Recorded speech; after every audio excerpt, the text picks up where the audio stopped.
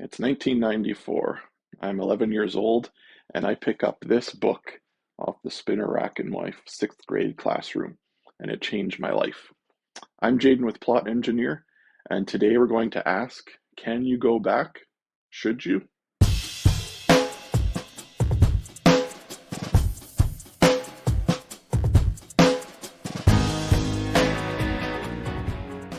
Star Trek was my first love. I remember watching specific episodes when I was 5 or 6 years old. I drew my own Star Wars comics. I taped episodes on TV. But there was at the time, a lack of accessibility. I grew up in the country and we got three channels off of an antenna. This was before the small gray satellite dishes that people bolted to their houses. If you wanted more channels, you needed to get the big satellite dish, the kind that sat out in your yard, and it had to spin if you wanted to pick up additional channels. A few years later, I got into Star Wars big time, and there was even less Star Wars content than there was Star Trek at the time. There was nothing on TV, no Star Wars on TV. This was even a little bit before the prequels came out. But there were video games. This was sort of a golden age of the Star Wars video game. And I got big time into those, especially the old X-Wing and TIE Fighter video games for PC. And then my all-time favorite, Rogue Squadron on Nintendo 64. I played this game so much that I knew where every TIE fighter in the whole game would spawn from. So I really loved these two franchises, Star Trek and Star Wars. And given that this was in a pre-streaming, a largely pre-internet world, and we didn't have that same accessibility to content, it only made sense that I would go into the novels of the expanded universe of both of these properties. I was also a big reader, and Sanctuary was actually the first adult novel I'd ever read. Before that, it was Hardy Boys and that sort of juvenile or kids stuff. Some of my best childhood memories are of reading these books, Star Trek and Star Wars. But I fell off by the time I reached my 20s. I started reading other material. I got big time into original science fiction literature and comic books. Last year, I came up with a brilliant idea. I had recently got back into seriously reading novels, just churning through them, and I thought I'd take a look back at a couple of my childhood favorites. For Star Trek, the one I went back to is this Star Trek Federation. I found this a pretty nice used copy at a thrift store. I read this the first time when I was 13. It centers around Zefram Cochrane. He's the human inventor of the warp drive, allowing faster than light travel. And the novel follows him through three different time periods. It almost brings together the original and next generation crews of the Enterprise as he tangles with a foe from the Third World War era Earth who's pursuing him through the centuries. And then the Star Wars book I read, I don't have a copy of it myself. I borrowed it from my brother, but that was Rogue Squadron, the first book in the X-Wing series. And this book and series could have been designed in a lab for me. It was totally what I was into. When I watched Star Wars, I didn't want to be Luke Skywalker. I didn't want to be Han Solo. I wanted to be Wedge Antilles. And the broader extended universe story told in these Star Wars novels about the prolonged mopping up action against the Imperial remnants, it stands out in my mind even to this day, far more satisfying than anything we've gotten in the Disney era of Star Wars, except for, of course, the standouts that are Rogue One and Andor. But what was the result? How did these novels hold up? Would they fire my imagination like they did 30 plus years ago? Would they immerse me in these universes to the same degree? Well, sadly not. And I want to preface this by saying I don't mean to bash or to rag on these sorts of media tie-in novels. I know people who still enjoy these, but I just wanted to share my experience of returning these things after so many years. I would characterize the writing in each of these novels as workmanlike. And I understand that this is in due part to the nature of these sorts of novels. The writers would be under certain restrictions, seeing as they're not writing in their own original properties. These are established corporate franchises. There's rules that have to be adhered to. And the stories themselves in these two novels are fine. My usual book format, or my usual format for reviewing books, I look at what is the story and how is it told. And what is the story for each of these books? It's good, it's fine. You know, of course, I love Star Trek, I love Star Wars, and these are good plots within those universes. But it's that second question, how is the story told?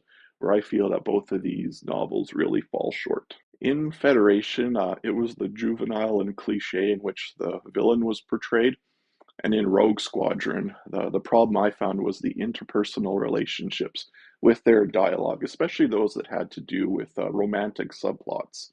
They sounded like something I would have written when I was 15 or 16, fittingly.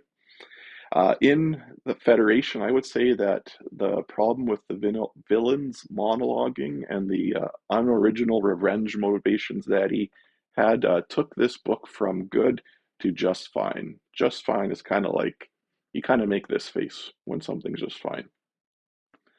The problem in Rogue Squadron, though, were so egregious that I wouldn't even say that the book was fine. I would say it teetered towards bad. And I actually thought when I read Rogue Squadron that I was going to read the rest of the series, but I don't see that happening anytime soon because of the quality of writing. And so this was disappointed. And I didn't even get a sense of nostalgia from reading these books, and I think it's because the impression I carried in my mind all these years was so drastically different from the reality as I experienced it in the present.